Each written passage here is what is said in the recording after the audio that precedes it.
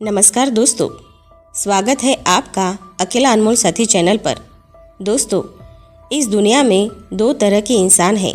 एक जो ये मानते हैं कि भाग्य वाग्य कुछ नहीं होता और वे कर्म की प्रधानता में ही विश्वास करते हैं। दूसरे वे लोग हैं जो भाग्यवादी है, यानी उनका किस्मत कनेक्शन में पूरा भरोसा होता है। उनका दृढ़ विश्वास होता है कि जो भाग्य या किस्मत में लिखा है वो होके ही रहेगा। यानी इंसान कर्म और भाग्य की दो धुरियों में घूमता रहता है और अंततः दुनिया से अलविदा हो जाता है। आज का युवक भी यही सोचता है कि बिना कुछ किए ही उसे वो सब कुछ मिल जाए जो वो चाहता है। इस विषय पर अक्सर बहस होती रहती है कि आखिर कौन बड़ा है, भाग्य या कर्म। अनंत काल से ही ये बहस का विषय रहा है कि कर्म ज़्यादा महत्वपूर्ण है या भाग्य। अगर आपके मन में भी ये सवाल है तो इस कहानी को अंत तक ज़रूर सुनें। आपको आपके सवाल का जवाब खुद ही मिल जाएगा। तो चलिए बिना देर गवाए शुरू करते हैं आज की कहानी को। प्राचीन समय की बात है। एक जंगल के दोनों ओर अलग अलग राजाओं का राज्य था और उसी जंगल में एक महात्मा रहते थे जिन्हें दोनों राजा अपना गुरु मानते थे। उसी जंगल के बीचों बीच एक नदी बहती थी। अक्सर उसी नदी को लेकर दोनों राज्यों के बीच झगड़े फसाद होते रहते थे। एक बार तो बात बिगड़ते बिगड़ते युद्ध तक आ पहुंची। कोई भी राजा सुलह को तैयार नहीं था, सो युद्ध तो निश्चय ही था।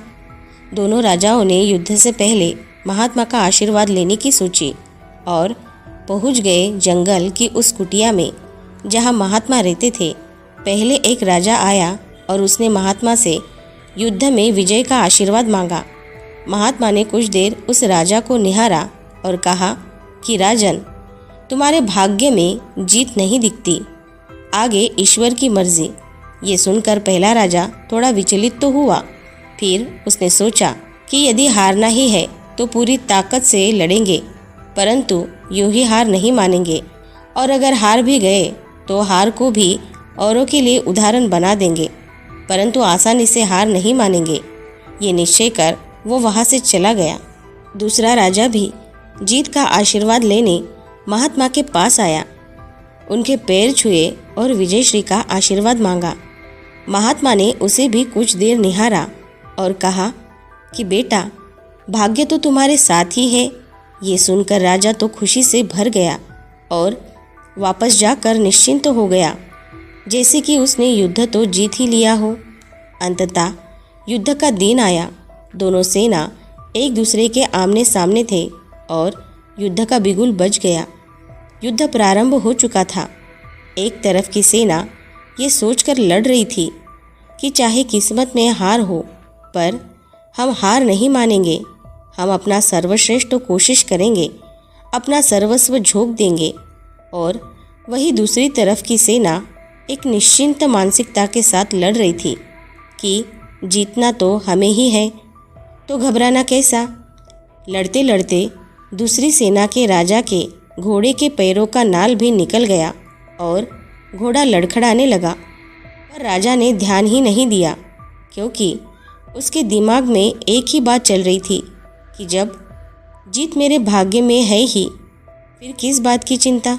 कुछ ही क्षण बाद दूसरे राजा का घोड़ा लड़खड़ाकर गिर गया, जिससे राजा भी ज़मीन पे गिर पड़ा और घायल हो गया और वो दुश्मनों के बीच घिर गया।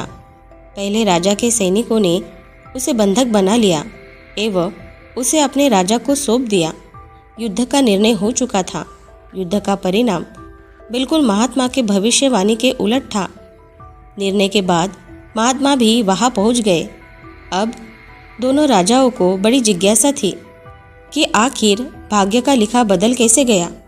दोनों ने महात्मा से प्रश्न किया कि गुरुवर, आखिर ये कैसे संभव हुआ। महात्मा ने मुस्कुराते हुए उत्तर दिया, राजन, भाग्य नहीं बदला, वो बिल्कुल अपनी जगह सही है, पर तुम लोग बदल गए हो। उन्होंने विजेता राजा की ओर इशारा करते हुए कहा कि अब आपको ही देखो राजन, आपने संभावित हार के बारे में सुनकर दिन रात एक कर दिया। सब कुछ भूलकर आप ज़बरदस्त तैयारी में जुट गए, ये सोचकर कि परिणाम चाहे जो भी हो, पर हार नहीं मानूंगा। खुद हर बात का ख्याल रखा, खुद ही रणनीति बनाई, जबकि पहले आपकी योजना सेनापति के भरोसे युद्ध लड़ने की थी। अब महात्मा ने पराजित राजा की ओर इशारा करते हुए कहा कि राजन, आपने तो युद्ध से पहले ही जीत का जश्न मनाना शुरू कर दिया था। आपने तो अपने घोड़े की नाल तक का ख्याल नहीं रखा। फिर आप इतनी बड़ी सेना को कैसे संभालते और कैसे उनको कुशल नेतृत्व देते? और हुआ वही जो होना लिखा था। भाग्य नहीं बदला, पर जिनके भाग्य में जो लिखा था उन्होंने ही अपना व्यक्तित्व बदल लिया। फिर बेचारा भाग्य क्या करता?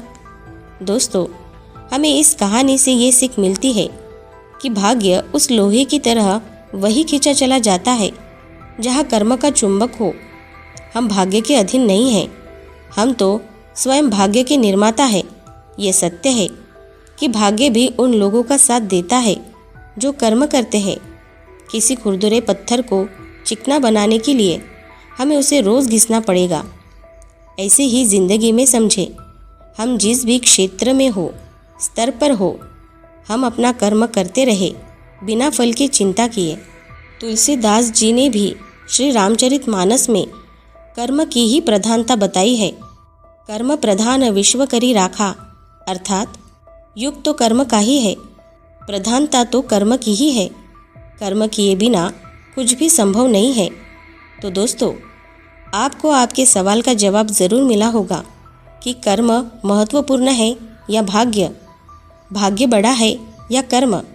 तो दोस्तों, आज की ये शिक्षाप्रद कहानी आपको पसंद आई होगी, तो नीचे कमेंट बॉक्स में कमेंट करके हमें ज़रूर बताएं और इस कहानी को अपने दोस्तों और परिवारजनों के साथ शेयर करना न भूलें। साथ ही हमारे अकेला अनमोल साथी चैनल को सब्सक्राइब ज़रूर से कर लें और ऐसे ही मोटिवेटेड वीडियो को देखने के लिए हमारे साथ जुड़े रहें। और हाँ, अपना ख्याल ज़रूर से रखें। मिलते हैं नेक्स्ट वीडियो में। धन्यवाद।